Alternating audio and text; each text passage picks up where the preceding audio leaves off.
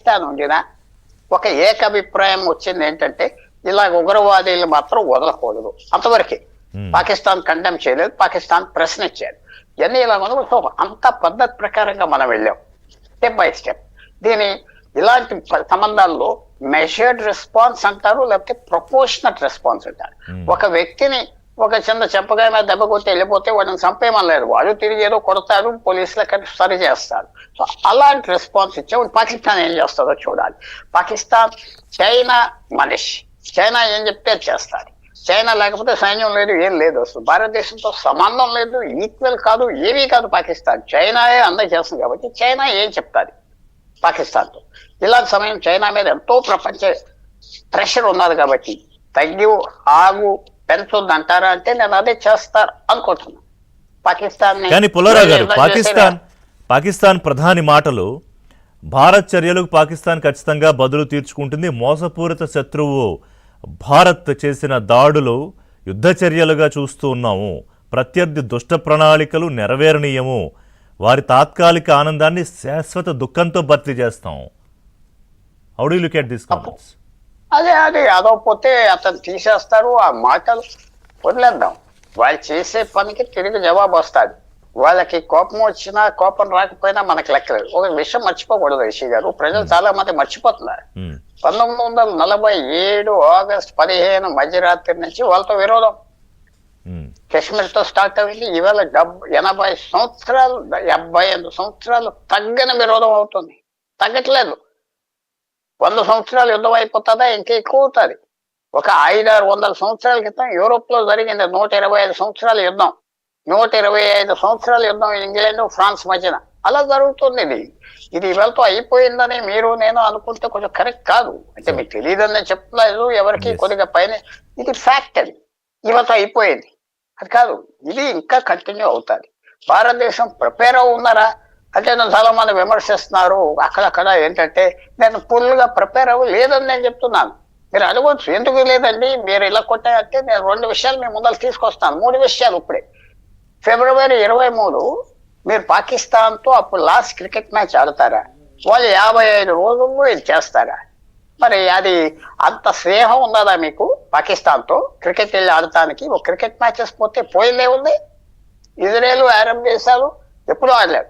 South ఆఫ్రికాతో మనం cricket ఆడలేదు 40 సంవత్సరాలు. ఎందుకంటే అక్కడ ఉన్న వాళ్ళు నల్లవాళ్ళని చేసే ఇబ్బందుల సమయంలో మనం క్రికెట్ ఆడకపోతే ఏం పోతుంది, ఆడాం. అదే కాకుండా సినిమా స్టార్లు ఇదంతా మంచిగా వెళ్తున్నాం, నవ్వుకుంటున్నాం, చేస్తున్నాం.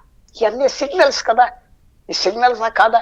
1000 మంది 2000 మంది పాకిస్తాన్ సిటిజన్స్ ఆడవాళ్ళు చక్కగా నేను తప్పట్లేదు వచ్చి పెళ్లి చేసుకున్నారు, ఇక్కడ ఉంటున్నారు. అది ప్రభుత్వం ఏం చేయలేదే.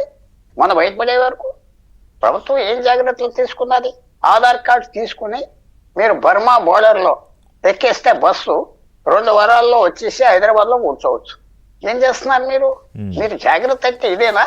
సో చాలా నేను చెప్పేది ఏమంటున్నానంటే ఎస్ మనకు ఆయుధాలు ఉన్నాయి, ఖర్చు పెడుతున్నాం సొమ్మంతా.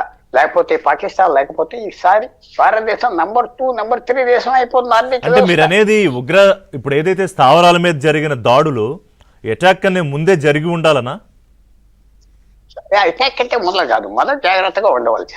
పాకిస్తాన్ తో ఎప్పుడైతే సీరియస్ గా లేవు, మనం 370 ఆర్టికల్ రద్దు చేసాక 2019 ఆగస్ట్ జ్ఞాపకం పెట్టుకోండి.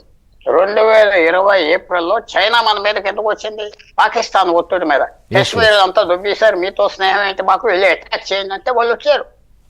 అవి ఏదో బ్రహ్మాండంగా మన ప్రభుత్వం వాళ్ళు ఆపేసింది. చైనా కూడా యుద్ధం అయితే ఇండియాతో ఎలా వెళ్తాదో మనం చెప్పలేమని వాళ్ళు ఆగారు, ఒప్పందానికి వచ్చారు. ఇప్పుడు అసలైన మనం నిద్ర లేచి మెల్లిగా పని చేసుకుని ప్రజలకు ఏం చెప్పాలి? ఇవాళ మాకు కొట్టేసాం దెబ్బ అయిపోయింది అది వింటున్నాను అనుశాసన కరెక్ట్ కాదు. ఒక స్టెప్ వేసాం. అదే ఎగ్జాక్ట్లీ మీరు వింటే కనుక పుల్లారావు గారు, అంటే అందరూ నాకు తెలియదు, నేను అదే చెప్తున్నా, this is just beginning and we are not in danger. అది కూడా చెప్పాలి మనం. అది వీఆర్ నాట్ ఇన్ డేంజర్, మనం బలంగా ఉన్నాం, ప్రపంచం వ్యాప్తంగా మంచి సపోర్ట్ ఉన్నది. ఇలాంటి సపోర్ట్ ఎప్పుడూ లేదు. ఇంకో విషయం, పాకిస్తాన్తో మనకి 47 నుంచి అమెరికా సపోర్ట్ పాకిస్తాన్కి 2021 వరకు సంవత్సరం వరకు ఫుల్గా ఉండేది. ఆఫ్ఘనిస్తాన్ గురించి, రష్యా గురించి. ఇప్పుడు అది లేదు. పాకిస్తాన్ ఎవరికి అక్కర్లేదు, ఒక చైనాకి తప్ప. ఆ అడ్వాంటేజ్ భారతదేశానికి ఉన్నది. ఇప్పుడు ఈ మొదటిసారి యూరప్, అమెరికా పాకిస్తాన్ని ఒక ప్యారియర్ దేశం, ప్యారియర్ అంటే పనికిరాని దేశం, దూరంగా ఉండటం బెటరు, వాళ్ళ సిటిజన్స్ మన దేశాలకు రాకూడదని కూడా ఉన్నది. ఏ పాకిస్తాన్ ఎక్కడైనా యూరోప్ లో, అమెరికాలో పాకిస్తాన్ రెస్టారెంట్ అని ఎక్కడా లేదు, ఇండియన్ రెస్టారెంట్ అని పెట్టుకుంటాడే వాడి పేరు. చెప్పండి, అంత బ్యాడ్ గా ఉన్నది. మనకి ఎన్ని అడ్వాంటేజెస్ ఉన్నాయి. అడ్వాంటేజెస్ మిలిటరీలో టెంపరీ. ఈవేళ ఏం యాక్షన్ తీసుకుంటారు వాళ్ళు? డిస్ప్రపోర్షనట్ గా తీసుకుంటారా? డిస్ప్రపోర్షన్ అంటే మనం ఓ రకంగా చేసాం, వాళ్ళు ఏం చేస్తారు అది చూడాలి. రాను రాను ఆల్రెడీ మనం, మీరు వ్యూవర్స్ కి మీరు జ్ఞాపకం ఉన్నది, మీకు అని చెప్పట్లేదు, 1960లో ఇండస్ ఒప్పందం పెట్టాక అది పాకిస్తాన్ మర్చిపోయారు. వాళ్ళకి 85% నీరు భారతదేశం నుంచి వస్తుంది అని మర్చిపోయి, ఆకాశం నుంచి వస్తుందా ఇండస్ నది? భారతదేశం నుంచి వస్తుంది. అది మొన్న నరేంద్ర మోడీ ఫిబ్రవరి 23 జ్ఞాపకం చేశారు.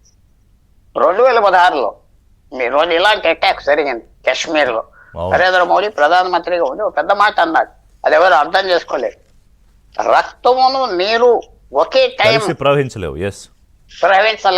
అన్నది. అది ఎవరు మన పెద్ద అర్థం చేసుకోలేదు. అది అర్థం ఏమైంది ఈవేళ ఆప్ చేయటంలో అదో పెద్ద స్టెప్ తీసుకున్నాం. పాకిస్తాన్ ఎగ్జిస్టెన్స్ కి స్టెప్ తీసుకున్నాం. అది కూడా ఆడాలి. మీరు ఆప్ చేస్తాం పో అనుకోదు, అది మెల్లిగా ఆడాలి. వదులుతున్నారు, ఆప్ చేస్తున్నారు, వదులుతారు, ఆప్ చేస్తారు. సైకలాజికల్ గా ఇవన్నీ చేయాలి. ఇంకో 50 సంవత్సరాలు చేయాలి, తగ్గదు. చైనాతో యుద్ధం తగ్గదు, చైనాతో విరోధం తగ్గదు. చైనా అది మాట్లాడదాం.